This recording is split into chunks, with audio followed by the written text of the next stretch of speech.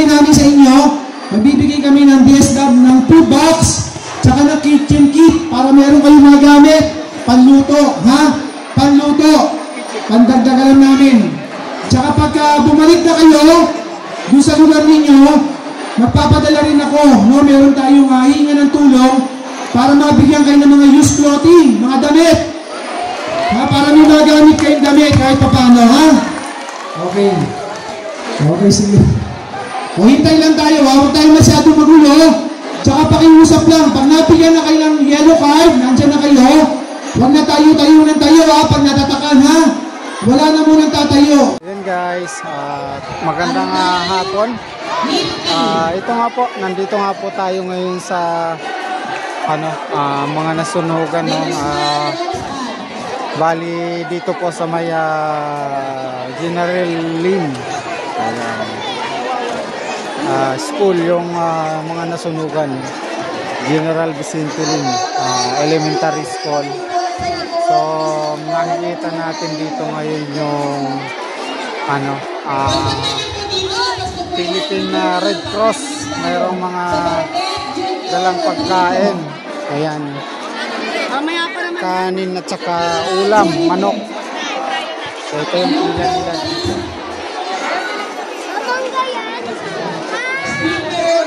Bali ano pala itong hinahanda nila, kanin at saka manok.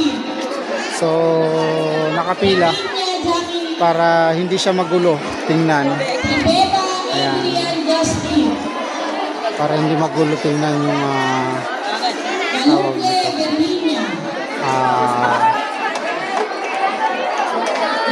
Pagkain. Ayan. So bukod dito, ay nandito, nakaupo na dito mga tinatawag yung mga pangalan. Sinisigurado yung kanilang mga pangalan. Di ko lang alam to dito kung ano yung pag-iipon ang meron dito. At dito meron tinapay.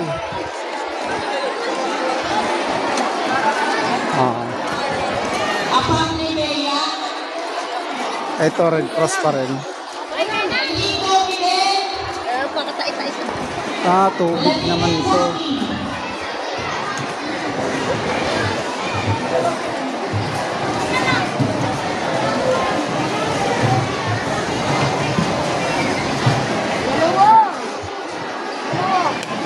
Yan bali tubig tsaka tinapay. So tig-isang tubig lang bawat lumapit.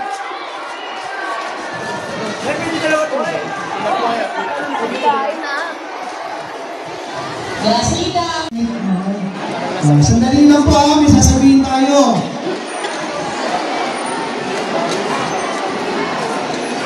Sino po dito yung galing ng 104? 104 cover court. Sino po? Yan. Taas po ang kamay. Taas ang kamay. 105. Dami 105. Antonio Villegas. Antonio Villegas po. Galing sa Villegas. Yun. O yung dito sa Mabini. Dito, sorry, sa Vicente Lim. Sino po?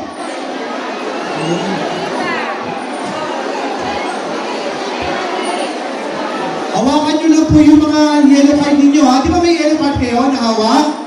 Hawakan nyo lang po yan. Kasi importante po yan. Maraming tutulong sa inyo na yan po magiging basihan natin. At yan din po ang gagamitin natin, ha? Maya-maya lang po, nandiyan na si Yorme. At makakasama po natin. At magbibigay po kami ng tulong sa inyo na makamalaki po may tutulong para makapagsimula po ulit kayo, ha? Okay. Kumain na ba kayo? Ha? Iba'y sagot sila.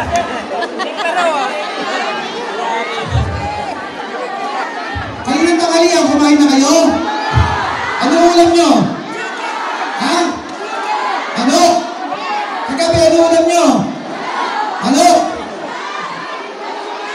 Pagpagpara sila may kapit.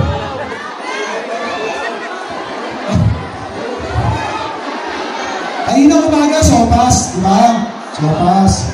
Tapos yung tanghalian, ang fritada ng tanghalian, di ba? Ano wala? Ano? Ano to? Fritada. Okay. Basta mamaya, mapapakain po ulit tayo. Tapos, kailan ba tayo simula kahapon? O ngayon, Webes, Biyernes. O siguro hanggang Sabado, mapakain kami sa inyo, ha? Basta relax lang kayo, ha? Ang pakiusap lang namin, makikiusap sana kami, no? Lalo na yung nasa Antonio Villegas. Sana sa Antonio Villegas, yung mga nandoon, nakasama natin, ingatan niyo yung eskwelahan, ha? Huwag tayong gala ng gala doon. Pakiusap lang. Tsaka dito sa Vicente Lim, alam niyo mabait ang principal dito, mabait ang mga principal natin. Kaya sana, maging disiplinado tayo doon sa lugar. Ha? Pakiusap lang, ha? Oh. Para sa inyo rin yun, tsaka sa mga anak ninyo na nag-aaral sa mga eskwelahan na banggit. Okay? Upo lang kayo dyan. Sunod lang kayo sa mga daycare worker natin.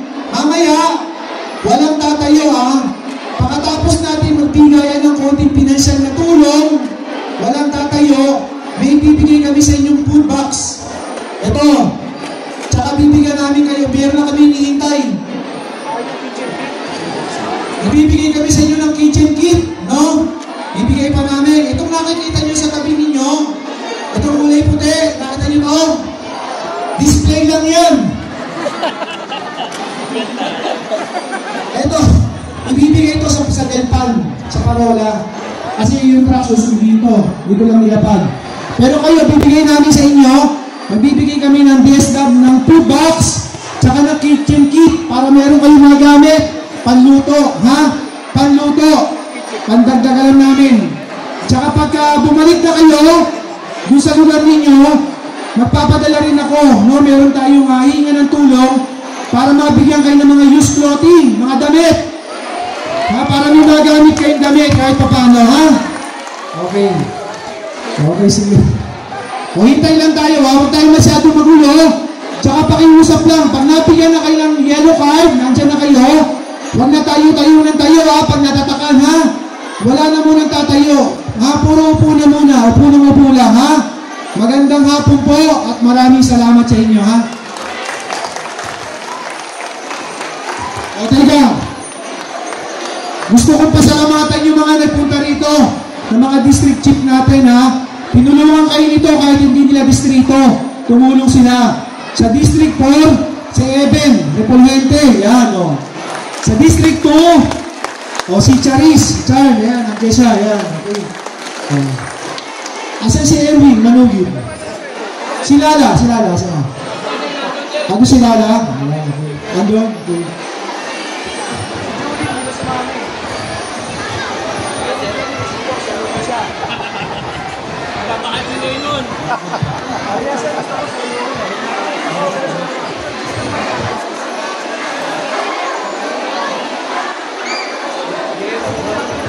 Palakpakan po natin ang Direktor ng Manila Department of Social Welfare, ang napakasipag at hindi natutulog pagdating sa disaster, Director J.